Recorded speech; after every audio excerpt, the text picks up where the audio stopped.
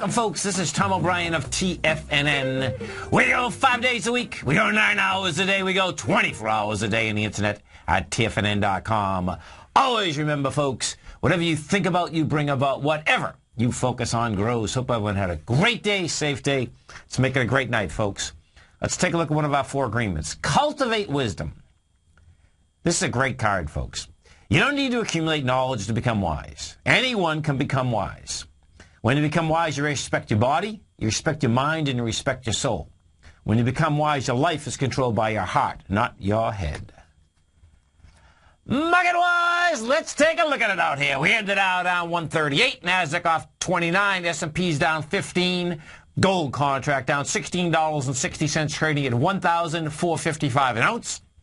Silver off 60 cents at $23.58 an ounce. Platinum off 30 bucks at $1,475 an ounce. Copper down 12 pennies at $3.06 a pound. Light sweet crude down $2.54, trading out at $90.93 a barrel. Bonds up 31 ticks, trading out at 149.11. King dollar down 142 ticks, trading out at 81.66. The euro up 18 at 131.85, and the yen down 14, trading out at 97.31. Our phone number is 877-927-6648. Give us a call, folks. Want to know what's going on in your world. In the world of the S&Ps, let's take a look at them. What do you have? I'll tell you, this is about as sick as you get, folks. You know, waiting for the test of 1597.38. Well, it tested it all right. Tested it yesterday and basically just couldn't handle it. I can tell you this. It's really unusual when you get a test and you come right back inside the range the next day. The bottom line, that's what we did. It came down 15 bucks. And what that says, that sets up, we're going to go to 1536. We're at 1582 right now.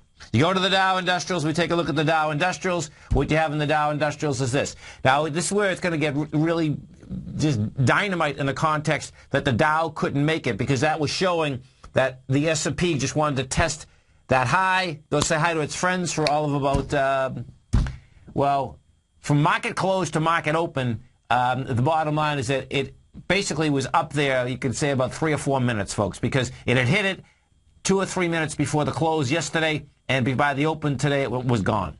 So Dow Industrials, what does the Dow do? Dow basically goes south, takes out 3 or 4 days, trading days. We're at 14,700. That wants to get down to the 14,444. Yeah, IBM, they all went south today, and they went south with volume picking up. We go to the NASDAQ Composite. Now, the NASDAQ Composite had not only got over the 3306, but, you know, it had some juice in it. Bottom line, boom, gave it all up. Gave it up in spades, too. NASDAQ Composite, that's going to make its way down to the 3154. The small caps, folks. Now, so let's go through some of the ETF structures first. The SPY. What the SPY did is this. SPY came down today with 123 million shares. That was after testing the high with 115 million. SPY saying, hey, guess what? We're going down to the bottom of the April 18th. That's 153. You go to the Qs. We take a look at the 3 Qs. What the 3 Qs did is this. The 3 Qs got to a price point today of 70.85, backed off slightly. Not heavy. Not heavy. There's no doubt. You know, the 3 Qs are going to have to need a lot more juice to get to lower price. Right now, we're at 70.39. Now, until the Qs get back inside 70.17, but saying, hey, they can hang up there. Small caps, oh, baby. Whole different ball game. The small caps, folks, basically, the small cap is the general leading the charge on the way down. So the IWM today did 114 million shares. So check it out.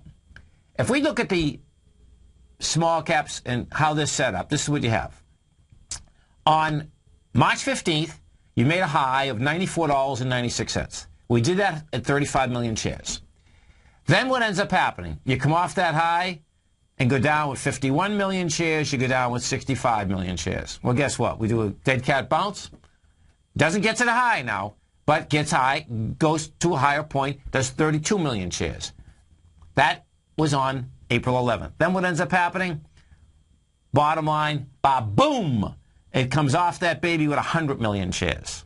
And if you want to see how many people are in the store, folks. It's absolutely amazing to me that you can have no one in the store. They suck everyone into the market, and you just hear them on TV at all times. There's going to be, the market's just going to go up. That's all it's going to do is go up. In fact, I heard they had a guy on a couple yesterday morning, and what that was all about, they're saying that, oh, you were saying it's going up forever. I remember that same guy on, folks, okay, in 2008, saying the market's going to 15,000. It went from 14,000 down to 6,600. It was like, give me a break. You're out of your mind. Bottom line, what happens? We do a counter trend bounce. We get back up to 94.14. That high was on 30 million. So check out the three highs you have and the small caps. First high was at 35 million. The second high was at 32 million. And the high yesterday was at 30 million. Okay? So you can see each and every time you're going up, what was happening? You're losing energy. Now that correlation, you take that correlation, folks, at the highs. Then what you do is you compare it to how you're coming down. And what you have to do in order to really understand the market, you have to picture that everyone is there. The electronic market, folks, all that is, if we're all in one room, it's a lot easier to understand how markets move. Well, not so much how a market moves as to a market's real or they're going to pull back. When you're at highs and you only have 35 million and there's no one in the room, and then you're pulling off those highs with 65 million the first time, 100 million the second time, and 114 million today, let me tell you something. What does common sense tell you? See ya. Don't want to be ya. Bottom line, IWM, big time. I mean, this is pretty intense, actually. So the IWM in 6 hours just went back to February 15th. That's the other side of it. Okay, so now what is she going to do? Well, 100% move or move will get you down to 89.13. Then we're going to be down to 89.13 tomorrow morning. You know, it was down 228 today. Let's go to gold. We take a look at gold. This is a classic. You know, if you have the out of time in the trade, you know that it went right up to ice, couldn't handle it. Bottom line, we'll see what kind of follow through you get. But you did 157,000 contracts. And the thing that's sick, this is what was screaming out here today. And yesterday. Let's go over to bonds first, and we'll go back to the gold. So bonds refuse to back off. Bonds are at 149.10. Bonds want to go to 151 short term. It looks to me they want to go to 160. Now the dollar index. This is what was screaming, folks. The dollar index has been down 5 days in a row, and guess what? Commodities couldn't move. Gold couldn't move. Oil went down. That is saying flat out, guess what?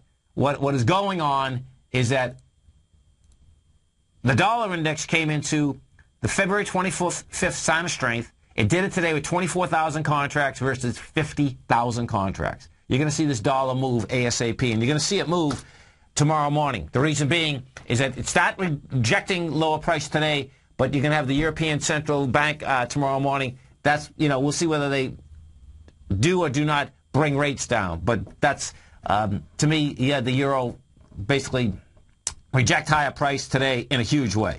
The euro today got to a price point of 132.43 and got over the swing point, closed under the swing point. The swing point that it closed under, by the way, folks, was where it tried to get up to ice before. That was 132.02. And then the next day it just got crushed. I expect we're going to see the same thing tomorrow. Let's go to Jack in Colorado. Hey, Jack, what's going on? Hey, Tommy, how are you? I'm doing great. You having a good day out there? Yeah, man, it's snowing out here. It's snowing? Yeah, man. Oh, let's see, it's May 1st. It's May Day, and it's snowing. It's Cinco de Mayo. Cinco de Mayo, man, will be in about 4 days, but we got snow on the ground. Oh, that's Cinco de Mayo. It's May 5th. Yeah, that's right. Oh. Yeah, but we got some snow, man. Oh, I love it. I love that. Hey, well, listen, people keep going skiing. It'll be good for the economy, right? Yeah, and it's good to keep the forest fires down. Oh, yeah, no, big time. Oh, that's huge out there. No, that's a fact. Oh, but we're still short about, we only have about 70% of what we need.